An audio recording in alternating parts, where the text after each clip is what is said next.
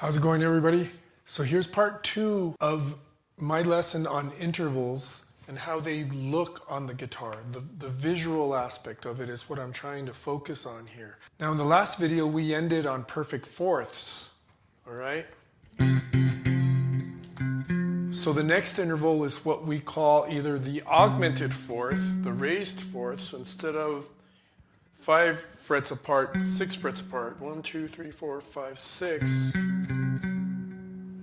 So if C to F, C, D, E, F is a fourth, C to F sharp is an augmented fourth. That's what we call a raised fourth. It's referred to as an augmented fourth. It could also be G flat, which is a diminished fifth. And the overall term, the umbrella term, is tritone, and that's what I call it. Looks like this across the strings, which is probably how you're going to play it most of the time. So there's the visual on the 5th and 6th strings. Same thing on the next 2. Same thing on the 3rd and 4th strings. There's always 1 fret difference on the 2nd and 3rd strings. So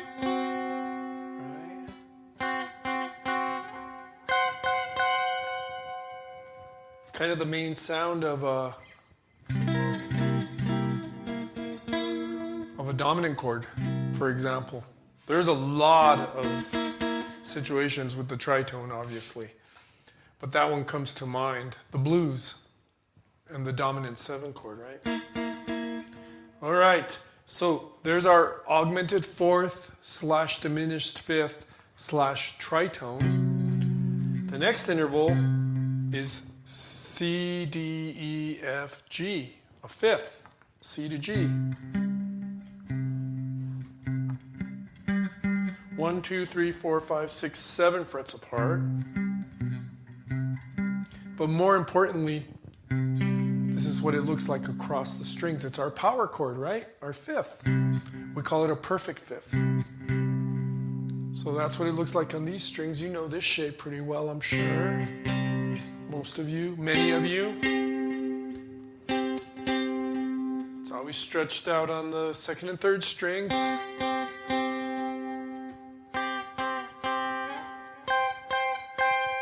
So there's our fifth. All right, moving on. Our next interval is C, D, E, F, G, A. So that's a 6th interval, right? When we get to A flat, we refer to that as a minor 6th interval. 8 frets.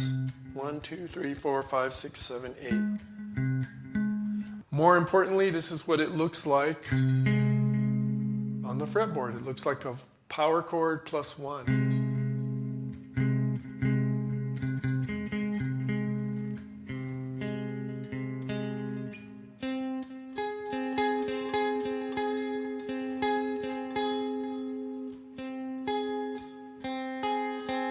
Stretch it out 1 more for the 2nd and 3rd strings, right? Because of the tuning.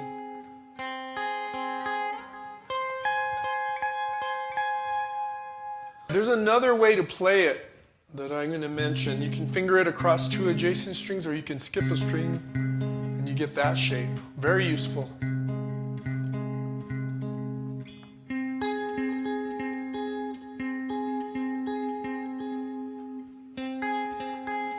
Again, because of the tuning, it's a 1 fret difference on the 2nd string.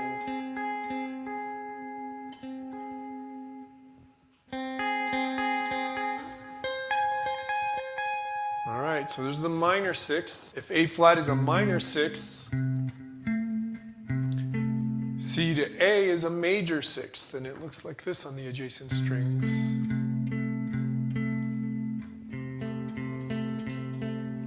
Power chord plus 2 frets.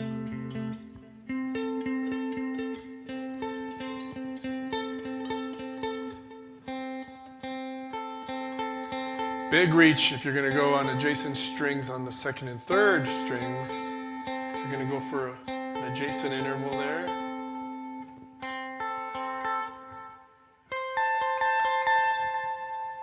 Now, just like the minor sixth, we can skip a string and get this shape. So there was the minor sixth, major sixths.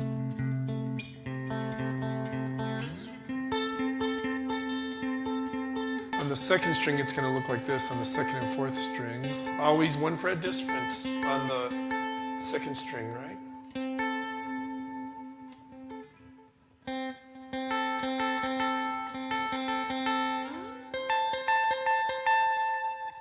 Minor sixth, major sixth. Okay, that takes us to the next interval, all right? And that would be a minor seventh. We're going to a B, C, D, E, F, G, A, B. 7 letters, it's a seventh interval. If we go to B flat now, which is the next half step up, next fret up, we get a minor seventh. There's C. Looks like that. Can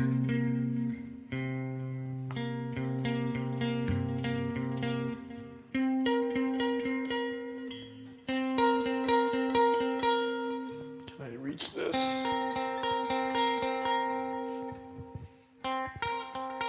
You're probably not going to do this right, but it's good to see the distance.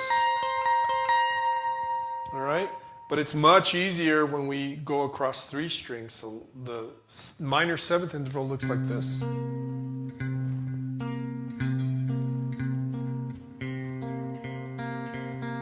Just the same fret. Skip a string and you've got a minor 7. C to B flat.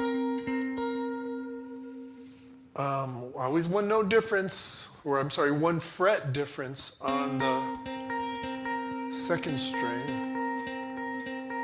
And that creates the same shape with the first string and third string.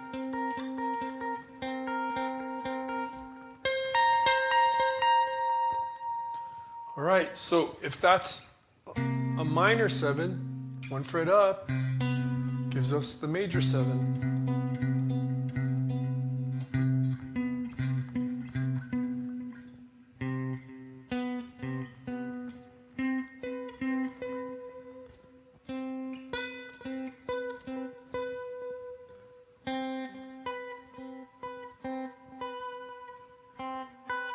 Even if you don't use this interval, together on your left hand like this on adjacent strings, I can't even reach, right, obviously.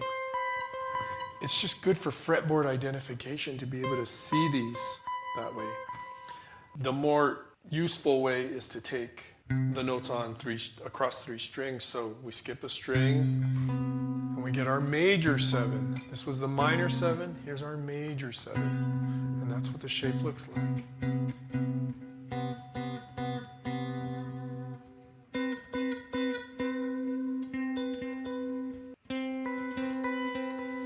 Always one different on the second string. And we end up with the same shape on the first and third strings as the second and fourth strings.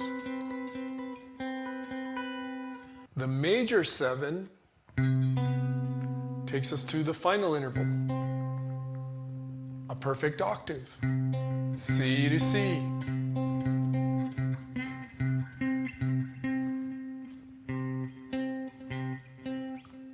I don't have enough notes here.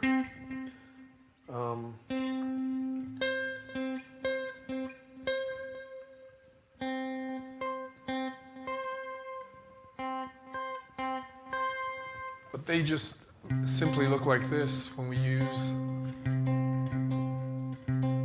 the 3-string approach, right? Skip a string, go 2 frets up, you've got your octave.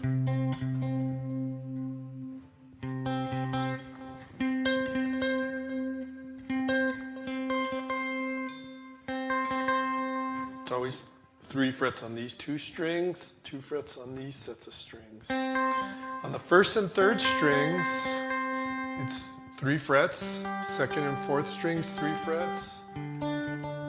On the third and fifth strings, 2 frets, and on the fourth and sixth strings, 2 frets. So 2 frets, 2 frets, 3 frets, 3 frets. Another way to see it is across 4 strings. I'm going to mention this as well. Looks like that. Now I'm on the 6th string and 3rd string. And if I go to this string, it's only 2 frets apart. And very useful. 1st and 4th strings, 2nd and 5th strings, and 3rd string, and 6th string. And in the included PDF, make sure you download the PDF. I'll include these fingering variations. All right? So there you have all the intervals and what they look like on the fretboard. Now getting back to what I was saying earlier, I don't count half steps. All I do is do visualization on the fretboard. All right? If you ask me what a minor 7th from C is, I see this shape.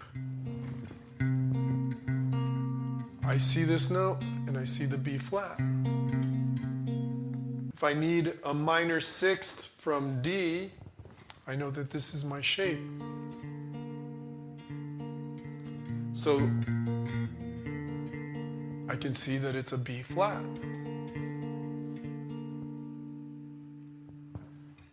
A major 3rd from F. See, in my mind, I see that, and I name that. So I really encourage you to think in terms of shapes, sonic shapes with these intervals.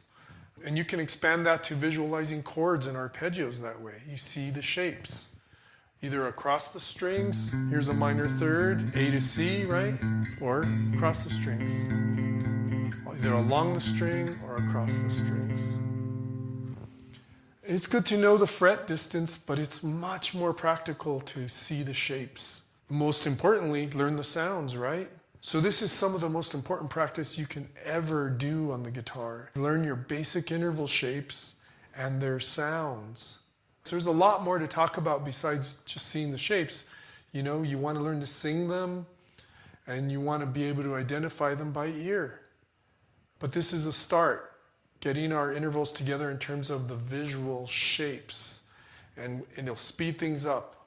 You know, we're just thinking shapes, and we can get the sounds associated to the shapes, and we're on our way to making great music, not just soloing with our fingers, but using our ears, because we know what those intervals are going to sound like when we play them, before we play them.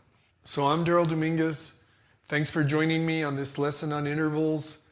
I hope you'll dig deep. I hope it'll build your ear. I hope it's filling some gaps in your knowledge. And I hope it's making you play better guitar and make better music. Don't forget to download the included PDF, and I'll look forward to seeing you in the next video. Thanks so much. Peace.